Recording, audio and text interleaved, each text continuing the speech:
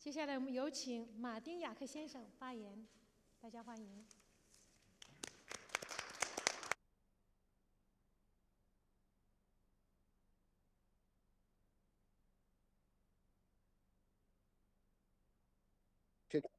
To participate in the China Development Forum. The Chinese Communist Party is like no other party in the world. It requires us to rethink the very idea of what a political party is. It is a phenomenon intrinsic to China. It is ineluctably Chinese.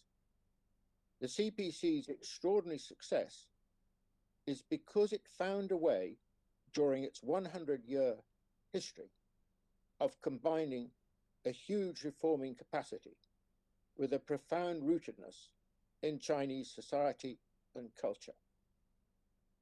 If the imperial dynasties defined Chinese governance for 2 millennia, the Chinese Communist Party has assumed a not dissimilar importance in China since 1949. There has been an overwhelming failure to grasp the nature of the Chinese Communist Party in the West. This ignorance reached new heights after 2016. Frequently, the Chinese Communist Party has been equated with the Soviet Communist Party. But in fact, they have very little in common. Why should they? Russia could hardly be more different from China. The CPSU was a catastrophic historical failure. In contrast, the CPC, over the last century, has arguably been the world's most successful political party. It is impossible to understand the Chinese Communist Party simply in terms of traditional Marxism. From well before 1949, the CPC's Marxism was highly nativized.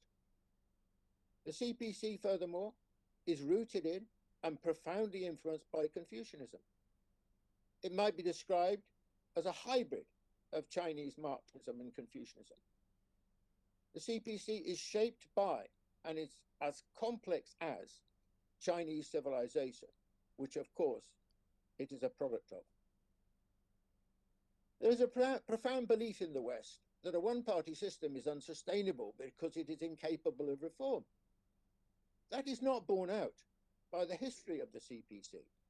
It has, more than any other party in the world, displayed a remarkable ability to reform.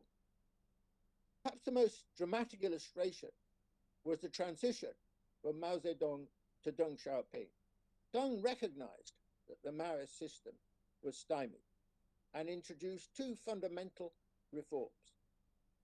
He embraced the market as integral to Chinese socialism alongside the state and planning, and abandoned autarky in favor of China's integration into the global economy.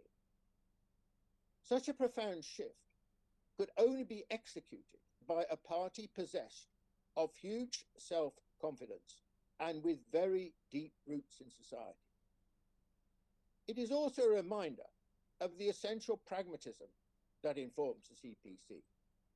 Seek truth from facts lies at the heart of its philosophy and has been the underlying principle of the reform period. This has never been the case more than now. Professionalism, experimentalism, and the scientific method are the hallmark of Chinese governance. In the West, the debate about governance has been overwhelmingly organized around the principle of electoral democracy. State competence is regarded as very much secondary.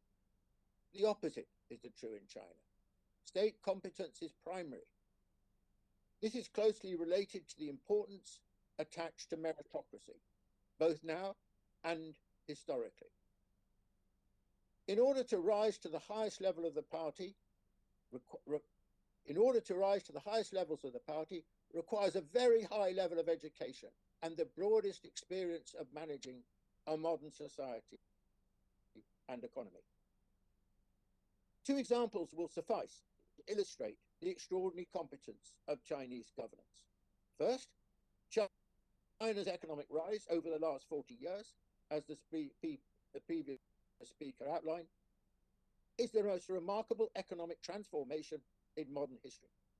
And second, the manner in which China succeeded in eliminating COVID-19, which truly was a triumph of governance. China has never regarded itself as a model for others.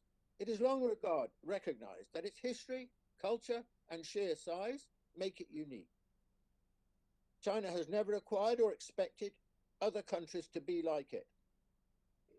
The CPC has never thought its political system should be regarded as a template for others, unlike, for example, the United States, the United Kingdom, and the former Soviet Union. China's rise will not change that. In the longer term, we should expect a different tendency. As China becomes increasingly important and influential as an exemplar, other countries will inevitably seek to learn from its achievements, be they, for example, in economic policy, dealing with pandemics, technological innovation, governmental competence, or climate change. The CPC has set the goal of becoming a truly modern and advanced society by 2049. That still lies almost 3 decades in the future. By then, one can only surmise where China might be and what level it might have reached. It is likely to be by far the largest economy in the world, 2 or 3 times the size of the United States. It will enjoy far higher living standards, though still well short of those in the US. Travel times between cities and within cities will have been greatly contracted.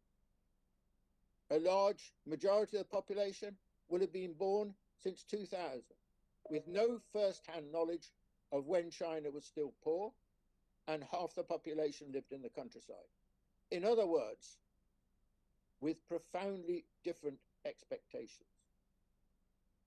To govern and lead a very different kind of country will require the CPC to continue its incessant process of change and reinvention. The fact that it combines pragmatism with the great Chinese tradition of thinking long term will stand it in good stead.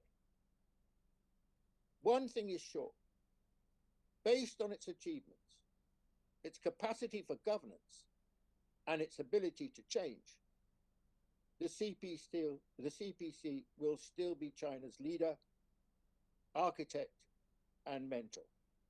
Thank you very much.